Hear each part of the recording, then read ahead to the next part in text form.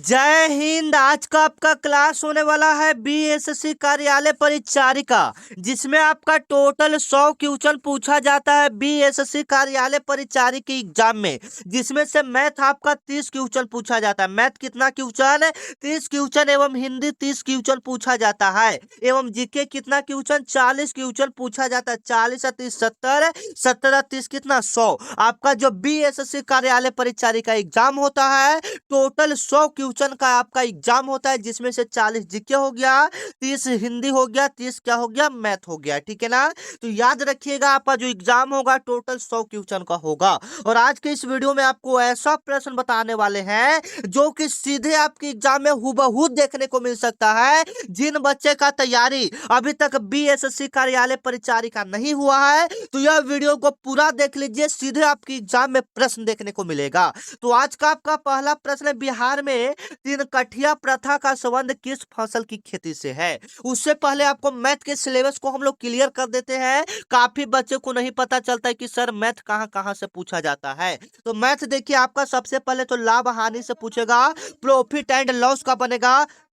दूसरा नंबर सवाल आपका कहां से बनेगा? दूसरा जो सवाल बनता है अनुपात और समानुपात से बनता है। कहां से बनता है? अनुपात और समानुपात से। तीसरा आपका प्रतिशत हो गया। चौथा साधारण ब्याज हो गया। एक नियम हो गया। दूरी, समय एवं कार्य हो गया। यहाँ यहाँ से प्रश्न आपके एग्जाम में पूछे जाते हैं मैथ में। तो सबसे पहले हम लोग जीके को देख लेते हैं, उसके बाद हम लोग मैथ को देखेंगे। ठीक है? तो बिहार में तिनकठिया प्रथा का संबंध किस फसल की खेती से? तो बिल्कुल याद रखिएगा, जो तिनकठिया प्रथा का शुरुआत किया गया था अंग्रेजों के द्वारा, वह नील की खेती के लिए किया गया था। किस खेती के लिए किया गया था? नील की खेती के लिए। अंग्रेजों ने एक नियम बनाया था कि अगर आपके पास 20 कट्ठा खेत है, कितना कट्ठा खेत है? 20 कट्ठा खेत है, तो उसमें से 3 कट्ठा क्या होना चाहिए? नील का उपज होना चाहिए। मान लीजिए आपके पास 20 कट्ठा खेत है, उसमें से 3 कट्ठा क्या होना चाहिए? नील की खेती होना चाहिए। इसी को हम लोग क्या बोलते हैं? 3 कट्ठिया प्रणाली बोलते हैं। इसी को हम लोग 3 कट्ठिया प्रथा या 3 कट्ठिया प्रणाली बोलते हैं। ठीक है ना? याद रखिएगा। और इसी को दूर करने के लिए, इसी को समाप्त करने के लिए चंपारण सत्याग्रह किया गया था। क्या किया गया था? चंपारण सत्याग्रह इसी को दूर करने के लिए किया गया था। चंपारण सत्याग्रह किस लिए किया गया था? तो 3 कट्ठिया प्रणाली को समाप्त करने के लिए किया गया था। और यह चंपारण सत्याग्रह किसने किया था? महात्मा गांधी जी ने किया था। चंपारण सत्याग्रह किसने किया था? महात्मा गांधी जी ने किया था। कब किया था? तो 1917 ईस्वी में। महात्मा गांधी जी ने चंपारण सत्याग्रह कब किया था? 1917 ईस्वी में किया था। याद रखिएगा, महात्मा गांधी जी ने चंपारण सत्याग्रह कब किया था? 1917 ईस्वी में किया था। याद रखिएगा, काफी इंपोर्टेंट है। महात्मा गांधी जी के द्वारा भारत में किया गया पहला आंदोलन कौन था? चंपारण सत्याग्रह था। ठीक है? याद रखिएगा, आपके एग्जाम में पूछेगा महात्मा गांधी जी के द्वारा भारत में किया गया पहला आंदोलन कौन था? तो चंपारण सत्याग्रह था। 1917 ईस्वी में किया गया था। किस लिए किया गया था? तिनकठिया प्रणाली को समाप्त करने के लिए किया गया था। आपके एग्जाम में कभी कभी पूछा जाता है कि 3 कट्ठा में मतलब कितना में से नील करना अनिवार्य था? तो 3/20 हिस्सा हम लोग लिखते हैं, यानी 20 कट्ठा में से 3 कट्ठा आपका नील की खेती करना अनिवार्य था। ठीक है? 2 नंबर हम सवाल की ओर चलते हैं, जो कि आपके लिए काफी इंपोर्टेंट है। काफी इंपोर्टेंट सवाल है। यहाँ से प्रश्न आपके एग्जाम में पूछा जाता है, भारतीय संविधान के किस अनुच्छेद के तहत राज्यों में राजस्व परिषद, बोर्ड ऑफ रेवेन्यू का स्थापना किया जाता है? ठीक है? काफी इंपोर्टेंट है कि भारतीय संविधान के किस अनुच्छेद के तहत राज्यों में राजस्व जो परिषद आता है, यह भूमि सुधार के अंतर्गत आता है। किसके अंतर्गत आता है? भूमि सुधार के अंतर्गत आता है। तो ऑप्शन आपका क्या हो जाएगा? राज्य के भूमि सुधार अधिनियम के तहत हो जाएगा। ठीक है? याद रखिएगा, राज्य के भूमि सुधार अधिनियम के तहत हो जाएगा। राज्य परिषद आता है। राज्य परिषद किसके अंतर्गत आता है? तो भूमि सुधार के अंतर्गत आता है। जो यह संस्था होता है, यह भूमि सुधारने का कार्य करता है। अभी आप पिछले 1-2 महीने में देखे होंगे कि आपके गांव में या आपके डिस्ट्रिक्ट में भूमि सुधारने वाला आया होगा ना। वहां पर कागज आपका जमा किया जाता है, वो आपका सभी के जिला में आया होगा। ठीक है? पूरे बिहार में भी चल रहा है। तो वह किसके अंतर्गत आता है? तो भूमि सुधार के अंतर्गत आता है। ये इसलिए सवाल यहाँ पर पूछा गया क्योंकि यह जल्द ही हाल फिलहाल का क्वेश्चन है, करंट अफेयर्स का उठाया गया सवाल है। ठीक है ना? यहाँ से 2-3 क्वेश्चन आपके एग्जाम में पूछा जाएगा। ठीक है ना? वो सेम वही क्वेश्चन है। 3 नंबर आपका सवाल है, जो कि आपके लिए काफी इंपोर्टेंट है। विक्रमशिला विक्रमशिला गांगे डॉल्फिन अभयारण्य बिहार के किस जिला में स्थित है? विक्रमशिला गांगे डॉल्फिन अभयारण्य बिहार के किस जिला में स्थित है? तो याद रखिएगा विक्रमशिला गांगे डॉल्फिन अभयारण्य जो है ये बिहार के किस जिला में स्थित है? तो याद रखिएगा ये आपका भागलपुर में होगा। किस जिला में होगा? भागलपुर में होगा। विक्रमशिला गांगे डॉल्फिन अभयारण्य बिहार के किस जिला में स्थित था? तो भागलपुर में स्थित है। किस जिला में स्थित है? भागलपुर में स्थित है। अब आपके एग्जाम में पूछा जाता है बिहार का एकमात्र टाइगर अभयारण्य कहाँ पर, मतलब बिहार में टाइगरों के लिए एकमात्र अभयारण्य वह कौन सा है? वाल्मीकि अभयारण्य है। कौन सा अभयारण्य है? वाल्मीकि अभयारण्य है। याद रखिएगा बाघों के लिए एकमात्र अभयारण्य बिहार में कौन सा है? वाल्मीकि अभयारण्य है। ठीक है, काफी इंपोर्टेंट सवाल है, आपके एग्जाम में आने वाला सवाल है। ठीक है, आप लोग बताइएगा आप लोग को क्लास कैसा लग रहा है, एक बार कमेंट करके बताइए आप लोग को क्लास कैसा लग रहा है। ठीक है, आगे चलिए 4 नंबर सवाल है जो कि आपके एग्जाम के लिए काफी इंपोर्टेंट है। ऐसा प्रश्न आपके एग्जाम में पूछा जाता है कि प्रकाश संश्लेषण के दौरान, जब प्रकाश संश्लेषण होता है उसके दौरान ऑक्सीजन की किस क्रिया के माध्यम से निकलती है, मतलब ऑक्सीजन जो निकलता है वह किस क्रिया के माध्यम से निकलता है? तो जल जल से बाहर निकलता है। जो ऑक्सीजन बाहर निकलता है प्रकाश संश्लेषण में वह कहाँ से बाहर निकलता है? तो जल से। तो जल का फोटोलाइसिस यानी प्रकाश अपघटन के द्वारा निकलता है। बी ऑप्शन आपका क्या हो जाएगा? बिल्कुल राइट हो जाएगा। ये सभी को पता होगा, आप लोग भी जवाब देते चलिएगा। ठीक है, 5 नंबर आपका सवाल है जो कि आपके लिए काफी इंपोर्टेंट है। ऐसा सवाल आपके एग्जाम में देखने को मिलता है। वर्ष 1942 ईस्वी में, वर्ष 1942 ईस्वी में भारत छोड़ो आंदोलन आपके एग्जाम में पूछेगा भारत छोड़ो आंदोलन कब हुआ था? तो याद रखिएगा 1942 ईस्वी में आपका भारत छोड़ो आंदोलन हुआ था। पूरी डेट की बात करेंगे तो 8 अगस्त 1942 ईस्वी को भारत छोड़ो आंदोलन हुआ था। भारत छोड़ो आंदोलन कब हुआ था? 8 अगस्त 1942 ईस्वी को भारत छोड़ो आंदोलन हुआ था, जिसके तहत बिहार के किस जिला को अपराधी घोषित कर दिया गया था? तो याद रखिएगा अपराधी जिला किसे घोषित किया गया था? काफी इंपोर्टेंट सवाल है, आपके एग्जाम में आने वाला सवाल है। तो सारण जिला को अपराधी घोषित कर दिया गया था, मतलब सारण जिला को बोल दिया कि अपराधी जिला है। ठीक है ना, सारण जिला को क्या घोषित कर दिया गया था? अपराधी जिला घोषित कर दिया गया था वर्ष 1942 ईस्वी में, जब भारत छोड़ो आंदोलन हो रहा था। भारत छोड़ो आंदोलन किसने किया था? याद रखिएगा महात्मा गांधी जी ने किया था। किसने किया था? महात्मा गांधी जी ने आपका भारत छोड़ो आंदोलन किया था, याद रखिएगा, जिसके तहत सारण जिला को अपराधी जिला घोषित कर दिया गया। आप लोग भी बताइएगा कौन कौन सा जिला से वीडियो देख रहे हैं। कोई बच्चे सारण से है तो एक बार कमेंट कर दीजिएगा आपके जिला को अपराधी जिला घोषित किया गया था। ठीक है ना, कौन कौन सा बच्चे कौन कौन से डिस्ट्रिक्ट से देख रहे हैं एक बार कमेंट जरूर बताइएगा कि हाँ सर हम यहाँ से वीडियो देख रहे हैं। ठीक है, ताकि हमें भी पता चले कि हाँ कहाँ कहाँ से बच्चे मेरे वीडियो को देखते हैं। कोई जहानाबाद जिला से है तो कमेंट करें फटाफट कौन कौन जहानाबाद जिला से मेरे वीडियो को देख रहे हैं। ठीक है, आगे चलिए 6 नंबर आपका सवाल है जो कि आपके लिए काफी इंपोर्टेंट है, काफी वीवीआई सवाल है जो कि सीधे आपके एग्जाम में छपता है कि निम्नलिखित में से ऐसा कौन सा नदी है जो बिहार में कैमूर के पठार को छोटा नागपुर के पठार से अलग करता है? मतलब ऐसा कौन सा नदी है जो कैमूर के पठार को छोटा नागपुर के पठार से अलग करता है? तो याद रखिएगा ये आपका सोन नदी है जो कैमूर के पठार को छोटा नागपुर के पठार से अलग करता है। ठीक है ना, काफी वीवीआई सवाल है, आपके एग्जाम में छपने वाला सवाल है। ठीक है, पूछेगा आपके एग्जाम में ऐसा कौन सा नदी है जो कैमूर के पठार को छोटा नागपुर पठार से अलग करता है? तो सोन नदी हो जाएगा। ठीक है, काफी इंपोर्टेंट एवं वीवीआई सवाल है जो कि सीधे आपके बीएसएससी कार्यालय परीक्षा में पूछा जाता है। ठीक है ना, याद रखिएगा। चलिए 7 नंबर आपका सवाल है जो कि आपके एग्जाम के लिए काफी वायरल सवाल है। आपके एग्जाम में ऐसा सवाल पूछा जाता है भारतीय राष्ट्रीय कांग्रेस के 1922 के गया अधिवेशन, मतलब 1922 ईस्वी में एक गया अधिवेशन हुआ था, उसका अध्यक्ष कौन था? सबसे पहले हम आपको क्लियर कर दे भारतीय राष्ट्रीय कांग्रेस का स्थापना 28 दिसंबर 1850 ईस्वी को हुआ था। भारतीय राष्ट्रीय कांग्रेस का स्थापना कब हुआ था? 28 दिसंबर 1850 ईस्वी को हुआ था, जिसके तहत 1922 के गया अधिवेशन हुआ था। भारतीय राष्ट्रीय कांग्रेस के 1922 के गया अधिवेशन के अध्यक्ष कौन थे? काफी इंपोर्टेंट सवाल है, याद रखिएगा, आपके एग्जाम में आने वाला सवाल है। तो इसका अध्यक्ष कौन हो जाएंगे? चित्तरंजन दास। इसका अध्यक्ष कौन हो जाएंगे? चित्तरंजन दास, जो गया अधिवेशन 1922 ईस्वी में किया गया था, इसका अध्यक्ष कौन थे? चित्तरंजन दास थे। याद रखिएगा, काफी इंपोर्टेंट वाले। भारत के पहले राष्ट्रपति कौन थे? तो डॉक्टर राजेंद्र प्रसाद थे। ठीक है, एकदम भी सवाल है, आपकी एग्जाम में ऐसा सवाल बन सकता है। ठीक है, अगले प्रश्न को चलते हैं जो कि आपकी एग्जाम के लिए काफी इंपोर्टेंट है, और इस बार वास्तव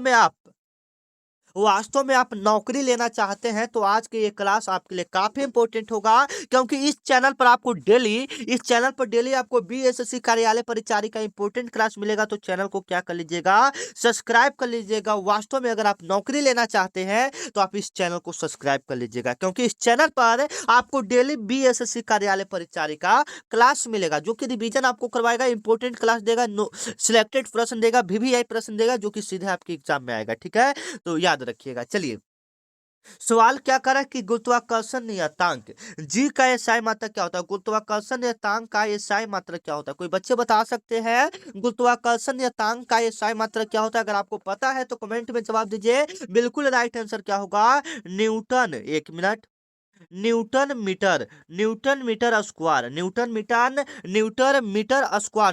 मीटर स्क्वायर प्रति केजी स्क्वायर। इसका जो एसआई मात्रक होता है वह न्यूटन मीटर स्क्वायर प्रति केजी स्क्वायर होता है। याद रखिएगा, एक काफी इंपॉर्टेंट सवाल है। ठीक है, आपकी एग्जाम के लिए 9 नंबर सवाल है जो कि आपकी एग्जाम में पूछा जाता है, एकदम भी सवाल है। बिहार सोशलिस्ट पार्टी 1931 के एक गठन में किसका मुख्य योगदान था? जो बिहार सोशलिस्ट पार्टी 1931 ईस्वी में गठन किया गया था, ये एग्जाम में पूछेगा। बिहार सोशलिस्ट पार्टी का गठन कब हुआ था? याद रखिएगा, 1931 ईस्वी में हुआ था। बिहार सोशलिस्ट पार्टी का गठन कब हुआ था? 1931 ईस्वी में हुआ था। इसका मुख्य योगदान क्या था? इसका मुख्य योगदान क्या था, मतलब किसका किसका इसमें मुख्य योगदान था? तो याद रखिएगा, फूलन प्रसाद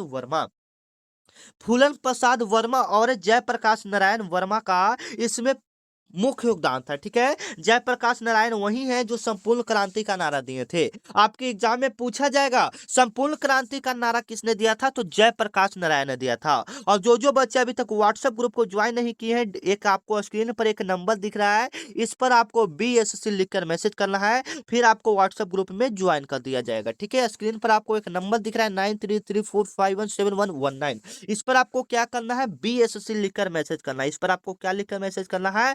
बीएसएससी लिखकर मैसेज करना है, फिर इसके बाद आपको ग्रुप में जोड़ दिया जाएगा। ठीक है, आगे चलिए।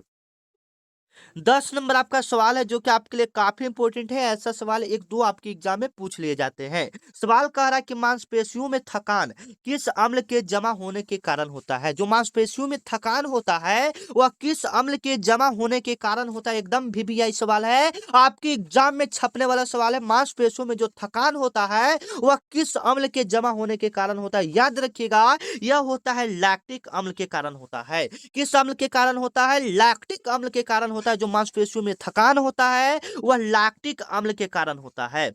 बी ऑप्शन आपका क्या हो जाएगा? बिल्कुल राइट हो जाएगा। इसी प्रकार से 11 नंबर सवाल की ओर चलते हैं जो कि आपकी एग्जाम के लिए काफी इंपॉर्टेंट है। आपके एग्जाम में आने वाला सवाल है, पंचायत चुनाव कराने का निर्णय किसके द्वारा लिया जाता है? पंचायत चुनाव कराने का निर्णय किसके द्वारा लिया जाता है? जो पंचायत चुनाव होता है वह किसके द्वारा किया जाता है? तो बिल्कुल राइट आंसर आपका क्या हो जाएगा? यह आपका होता है राज्य सरकार के द्वारा। ऐसे तो चुनाव जो करवाता है वह चुनाव आयोग करवाता है, लेकिन जो पंचायत का चुनाव होता है उसका निर्णय कौन लेता है? निर्णय का मतलब उसका कहता कौन है कि जाओ वहां चुनाव करवाओ। ठीक है, तो ये आपका राज्य सरकार करवाता है। कौन करवाता है? इसका निर्णय कि पंचायत में चुनाव होगा या नहीं होगा, इसका निर्णय कौन लेता है? राज्य सरकार लेता है। ठीक है, सी ऑप्शन आपका क्या हो जाएगा? बिल्कुल इंपॉर्टेंट हो जाएगा। ये आपकी एग्जाम में छपने वाला प्रश्न है, तो आप इसको अच्छे से याद रखिएगा। ठीक है, आगे चलिए।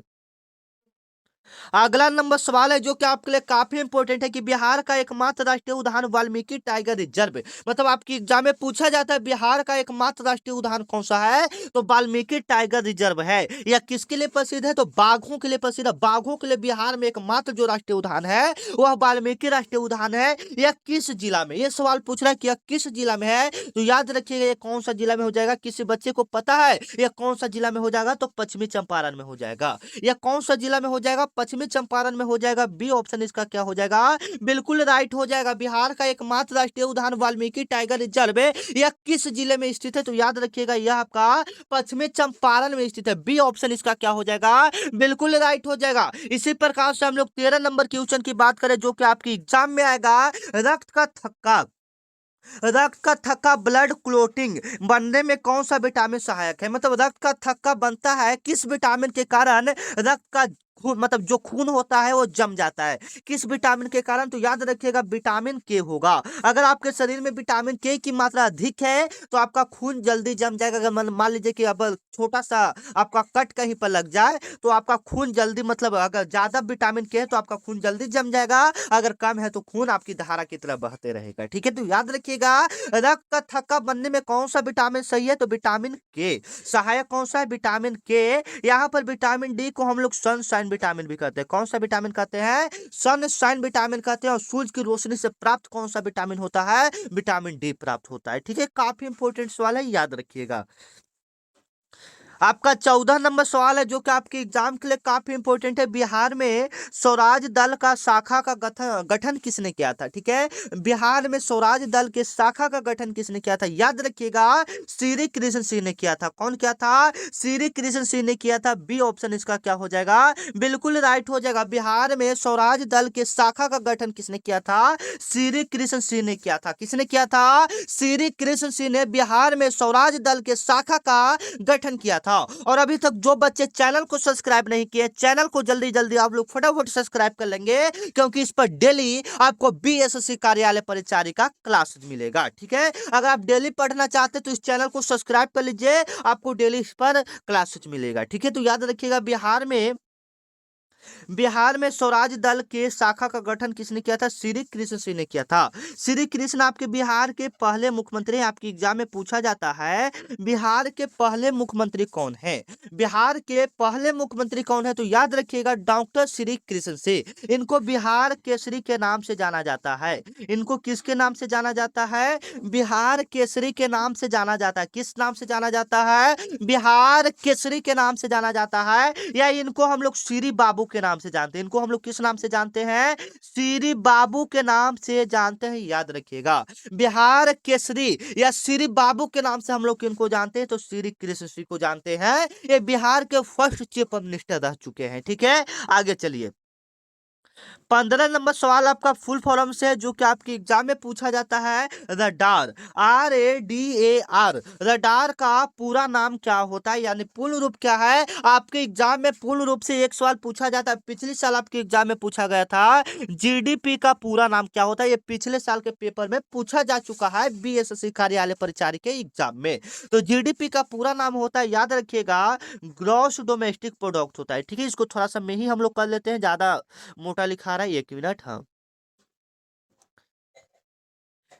जीडीपी क्या होता है, जीडीपी, जीडीपी का पूरा नाम होता है ग्रॉस, क्या होता है, ग्रॉस डोमेस्टिक प्रोडक्ट होता है। क्या होता है, ग्रॉस डोमेस्टिक प्रोडक्ट होता है। अब आते हैं 15 नंबर सवाल पर कि रडार का पूरा नाम क्या होता है। तो याद रखिएगा जो रडार का पूरा नाम होता है क्या होगा, कोई बच्चे बता सकते हैं रडार का पूरा नाम क्या होता है, तो रेडियो डिटेक्शन एंड रेनिंग होता है। ठीक है, ये वाला जो ऑप्शन आप लोग देख रहे हैं, ये वाला ऑप्शन आपका क्या हो जाएगा, बिल्कुल सही हो जाएगा, रेडियो डिटेक्शन एंड रेनिंग हो जाएगा। ठीक है, आगे चलिए। 16 नंबर आपका सवाल है जो कि आपकी एग्जाम के लिए काफी इंपोर्टेंट, काफी वायरल सवाल है। मुगल काल के दौरान बिहार का कौन सा शहर रेशमी वस्त्रों का प्रमुख केंद्र था। जब मुगल काल के दौरान बिहार का ऐसा कौन सा शहर था जो रेशमी वस्त्रों के लिए काफी प्रसिद्ध था और वहां पर रेशमी वस्त्र सबसे ज्यादा मिलता था। ठीक है, तो ये आपका भागलपुर हो जाएगा। रेशमी कपड़ों के लिए भागलपुर आपका प्रसिद्ध है। रेशमी वस्त्र सबसे ज्यादा बिहार में कहाँ मिलता है, तो भागलपुर ही सबसे ज्यादा इसके लिए प्रसिद्ध है। ठीक है, आगे चलिए।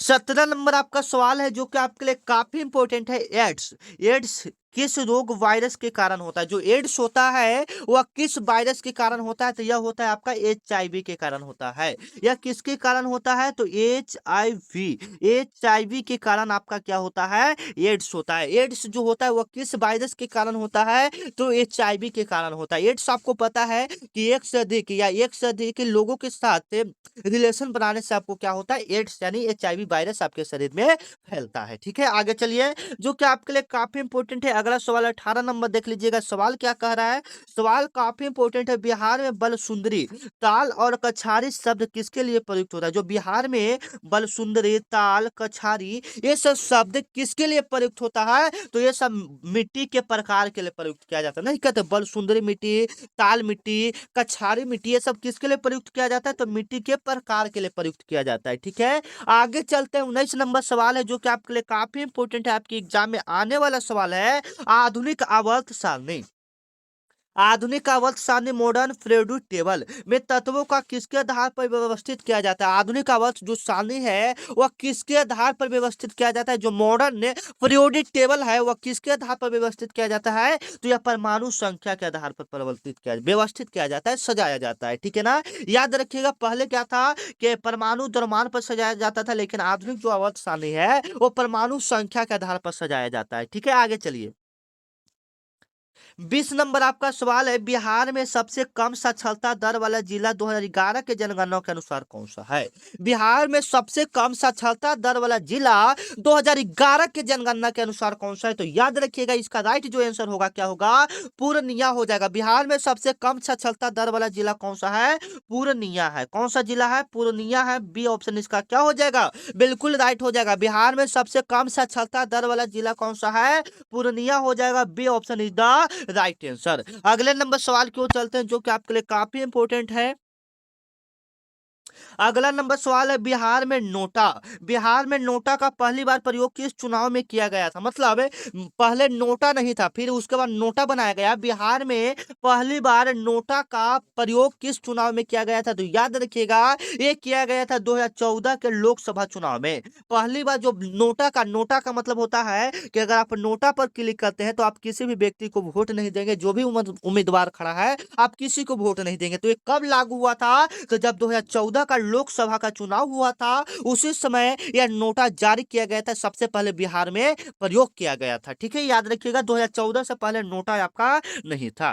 चलिए अगला नंबर सवाल है जो कि आपके लिए काफी इंपॉर्टेंट है। मनुष्य के शरीर में पिनियल, मनुष्य के शरीर में पिनियल ग्रंथि कहाँ स्थित होता है। कोई बच्चे बता सकते हैं मनुष्य के शरीर में पिनियल ग्रंथि कहाँ पाया जाता है। बिल्कुल राइट आंसर आप लोग का हो जाएगा मस्तिष्क में। कहाँ पाया जाता है, मस्तिष्क में आपका पिनियल ग्रंथि पाया जाता है। पिनियल ग्लैंड कहाँ पर पाया जाता है, तो मस्तिष्क में पाया जाता है। पिनियल ग्लैंड कहाँ पाया जाता है, तो मस्तिष्क यानी आपके दिमाग यानी आपके ब्रेन में पाया जाता है। एक आपका पिट्यूटरी ग्रंथि होता है जो भी आपका कहाँ पाया जाता है, वो भी आपका मस्तिष्क में पाया जाता है। मानव शरीर का सबसे बड़ा अंग कौन सा हो जाएगा, वह आपका यकृत हो जाएगा, जिसको हम लोग क्या बोलते हैं, लीवर बोलते हैं। ठीक है, अगले नंबर सवाल क्यों चलते हैं जो कि आपकी एग्जाम में छपेगा, काफी इंपॉर्टेंट एवं वायरल सवाल है। बिहार के किस जिले में ककोला जलप्रपात स्थित है। बिहार का ऐसा कौन सा जिला है जहां पर ककोला जलप्रपात स्थित है, तो ये आपका नवादा हो जाता है। नवादा में कौन सा ककोला जलप्रपात स्थित है, याद रखिएगा बी ऑप्शन आपका क्या हो जाएगा, बिल्कुल राइट हो जाएगा। बिहार के किस जिला में ककोला जलप्रपात स्थित है, तो नवादा में। ठीक है, याद रखिएगा बी ऑप्शन आपका क्या हो जाएगा, बिल्कुल राइट हो जाएगा। इसी प्रकार से हम लोग 24 नंबर क्वेश्चन को देख लेते हैं जो कि आपकी एग्जाम के लिए काफी इंपॉर्टेंट वीवीआई सवाल है, आपके एग्जाम में छपने वाला सवाल है। भारतीय संविधान की 11वीं अनुसूची किससे संबंधित है। आपके संविधान में टोटल अनुसूची की बात करें तो टोटल 12 यानी 12 अनुसूची है। उसमें पूछ रहा है कि 11वीं जो अनुसूची है वह किससे संबंधित है, तो याद रखिएगा जो 11वीं अनुसूची है वह आपका पंचायती राज से संबंधित है। किससे संबंधित है, पंचायती राज से संबंधित है। बी ऑप्शन आपका क्या हो जाएगा, बिल्कुल राइट हो जाएगा। 11वीं जो अनुसूची है वह किससे संबंधित है, तो वह आपका पंचायती राज से संबंधित है। ठीक है, आगे चलते हैं। 25 नंबर सवाल है जो कि आपकी एग्जाम में छपेगा, एकदम वायरल सवाल है। बरौनी तेल शोधक जो कारखाना है, जो बरौनी तेल शोधक कारखाना है, उसका स्थापना किस देश के सहयोग से हुआ था, तो यह सोवियत संघ यानी रूस के सहयोग से आपका जो बरौनी तेल शोधक कारखाना है बिहार में उसका निर्माण हुआ था, उसका स्थापना हुआ था। ठीक है, सी ऑप्शन याद रखेंगे, सोवियत संघ के सहयोग से हुआ था। इसी प्रकार से हम लोग अगले प्रश्न को देख लेते हैं। 26 नंबर सवाल है जो कि आपके एग्जाम में पूछा जा सकता है। कोशिका का आत्मघाती थैली किसे कहा जाता है, सुसाइड बैग किसे कहा जाता है, कोशिका का आत्मघात का थैली किसे कहा जाता है, तो सभी बच्चे को पता है लाइसोसोम को हम लोग आत्मघात का क्या कहते हैं, थैली कहते हैं। सी ऑप्शन आपका क्या हो जाएगा, बिल्कुल राइट हो जाएगा। C option is the right answer. कोशिका के आत्मघात का थैली किसे कहा जाता है, तो लाइसोसोम को कहा जाता है। ठीक है, आगे आइए। 27 नंबर आपका सवाल है जो कि आपके एग्जाम में पूछा जा सकता है, शेरशाह सूरी का मकबरा बिहार में कहाँ स्थित है?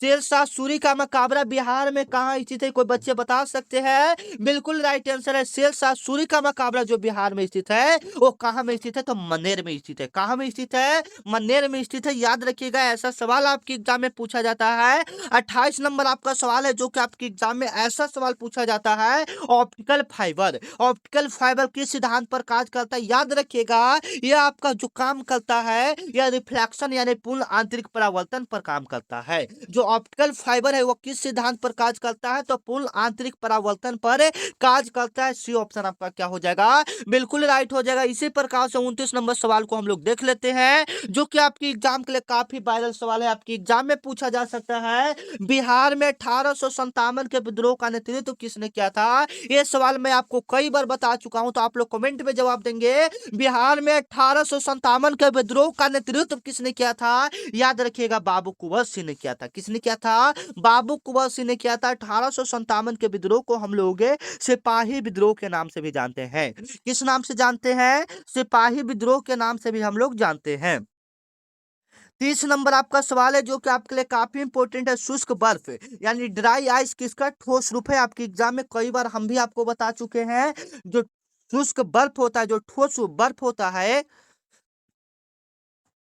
जो बर्फ होता है वह किसका ठोस रूप होता है? तो वह कार्बन डाइऑक्साइड का ठोस रूप होता है। ठीक है। वायुमंडल में सबसे अधिक कौन सा गैस पाया जाता है? तो नाइट्रोजन पाया जाता है। कितना पाया जाता है? 78% पाया जाता है। पूछेगा आपके एग्जाम में, वायुमंडल में सबसे अधिक कौन सा गैस पाया जाता है? नाइट्रोजन पाया जाता है। लगभग कितना परसेंट पाया जाता है? 78% पाया जाता है। लगभग कितना परसेंट पाया जाता है? 78% पाया जाता है। ऑक्सीजन कितना परसेंट पाया जाता है? 21% पाया जाता है। ठीक है, याद रखिएगा। इसी प्रकार से हम लोग 31 नंबर सवाल की ओर चलते हैं जो कि आपके लिए काफी इंपॉर्टेंट एवं वायरल सवाल है। बिहार विधान परिषद में सदस्यों की कुल संख्या कितना है? बिहार विधान परिषद में सदस्यों की कुल संख्या कितना है? तो याद रखिएगा, सदस्यों की जो कुल संख्या होगा वह कितना होगा? कोई बच्चे बता सकते हैं? 243। कितना हो जाएगा? 243। 243। आगे चलिए। 32 नंबर आपका सवाल है जो कि आपके लिए काफी इंपॉर्टेंट है। याद कीजिएगा, पित्तल किन दो धातुओं के मिलने से बना है? तो कॉपर और जिंक के मिलने से आपका पित्तल बनता है। ठीक है, याद रखिएगा। अगला नंबर सवाल है 33 नंबर सवाल है। याद रखिएगा, बिहार के किस स्थान पर महात्मा बुद्ध को ज्ञान की प्राप्ति हुआ? तो सभी बच्चे को पता है महात्मा बुद्ध को ज्ञान की प्राप्ति कहाँ में हुआ था। सभी बच्चे इसका राइट आंसर देंगे कमेंट में। ठीक है। और उनका मृत्यु कुशीनगर में हुआ था, उत्तर प्रदेश में। उनका जन्म लुम्बिनी नेपाल में हुआ था। ठीक है, आ गई। 34 नंबर आपका सवाल है, मानव रक्त का पीएच मान कितना होता है? मानव खून का पीएच मान कितना होता है? तो याद रखिएगा, 7 पॉइंट कितना होता है? 4 होता है। मानव खून का पीएच मान कितना होता है? तो 7.4 होता है। इसी प्रकार से 35 नंबर सवाल की ओर चलेंगे। याद रखिएगा, जातक कथाएं किस धर्म से संबंधित है? जातक कथाएं किस धर्म से संबंधित है? तो यह बौद्ध धर्म से संबंधित है। यह आपका किससे संबंधित हो जाएगा? बौद्ध धर्म से संबंधित हो जाएगा। बी ऑप्शन आपका क्या हो जाएगा? बिल्कुल राइट हो जाएगा। 36 नंबर आपका सवाल है जो कि आपके एग्जाम में पूछा जाएगा, बिहार के किस जिले में सबसे अधिक सोना का भंडार मिलने का पुष्टि हुआ है? बिहार का किस जिला में सोना का भंडार मिलने का अधिक पुष्टि हुआ है? तो वो जमुई जिला है जहां पर सोना का भंडार मिलने का पुष्टि हुआ है, मतलब वहां पर खोज किया गया है। तो मिलने का संभावना है कि हाँ, यहाँ पर सोना मिलेगा जमुई में। ठीक है, आगे चलिए। 27 नंबर आपका सवाल है, राज्यसभा का पदेन सभापति कौन होता है? राज्यसभा के पदेन सभापति कौन होता है? तो याद रखिएगा, ये आपका होते हैं, कौन होते हैं? कोई बच्चे बताइए। उपराष्ट्रपति होते हैं। बिल्कुल राइट आंसर, उपराष्ट्रपति होते हैं। भारी जल का रासायनिक सूत्र क्या होता है? Heavy water. हैवी वाटर, भारी जल का रासायनिक सूत्र क्या होता है? याद रखिएगा, D2O होता है। क्या होता है? D2O। ये भारी जल का क्या होता है? सूत्र होता है। अगर सिंपल जिल पूछेगा कि जल का रासायनिक सूत्र या आश्वत जल का रासायनिक सूत्र क्या होता है, तो याद रखिएगा H2O होता है। क्या होता है? H2O होता है। H2O कहने का मतलब है हाइड्रोजन ऑक्साइड। जिसमें आपके पूछता है कि जल में ऑक्सीजन एवं मतलब हाइड्रोजन एवं ऑक्सीजन का अनुपात कितना होता है? तो 2:1 होता है। कितना होता है? 2:1 होता है। ठीक है, आ गया ये। 29 नंबर आपका सवाल है, बिहार केसरी के नाम से किन्हें जाना जाता है? बिहार केसरी के नाम से किन्हें जाना जाता है? तो याद रखिएगा, डॉक्टर श्री कृष्ण सिंह को जाना जाता है। किसके नाम से जाना जाता है? डॉक्टर श्री कृष्ण सिंह के नाम से हम लोग किनको जानते हैं? बिहार केसरी को जानते हैं।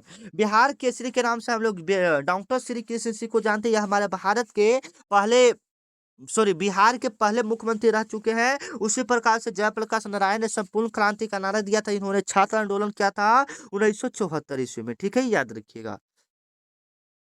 चलिए, 40 नंबर आपका सवाल है जो कि आपके लिए काफी इंपॉर्टेंट है। निकट दृष्टि दोष, निकट दृष्टि दोष को दूर करने के लिए किस लेंस का उपयोग किया जाता है? निकट दृष्टि दोष को दूर करने के लिए किस लेंस का प्रयोग किया जाता है? तो याद रखिएगा, कोई बच्चे बता सकते हैं निकट दृष्टि दोष को दूर करने के लिए हम लोग किस लेंस का प्रयोग करते हैं? बिल्कुल राइट आंसर हो जाएगा, निकट को दूर करने के लिए अवतल लेंस का प्रयोग करते हैं। और एक आपका दूर होता है, एक आपका क्या होता है? दूर। तो दूर को उत्तल लेंस द्वारा दूर किया जाता है और अवतल लेंस द्वारा निकट दृष्टि दोष को दूर किया जाता है। ठीक है, तो यहाँ पर वीडियो काफी लंबा हो गया, इसलिए मैथ इसमें कहा, देखिए मैथ इसमें तो नहीं हो पाएगा। तो मिलते हैं नेक्स्ट वीडियो में, तब तक के लिए जय हिंद। अगला जो वीडियो आने वाला है वो आपका मैथ का ही आने वाला है, तो आप लोग तैयार रहिए मैथ में धुआं धुआं करने के लिए। ठीक है, तो मिलते हैं नेक्स्ट वीडियो में, तब तक के लिए जय हिंद, जय भारत। आपको क्लास कैसा लगा एक बार कमेंट जरूर कर दीजिएगा, और जाते जाते चैनल को भी क्या कर लीजिएगा, सब्सक्राइब कर लीजिएगा। जय हिंद, जय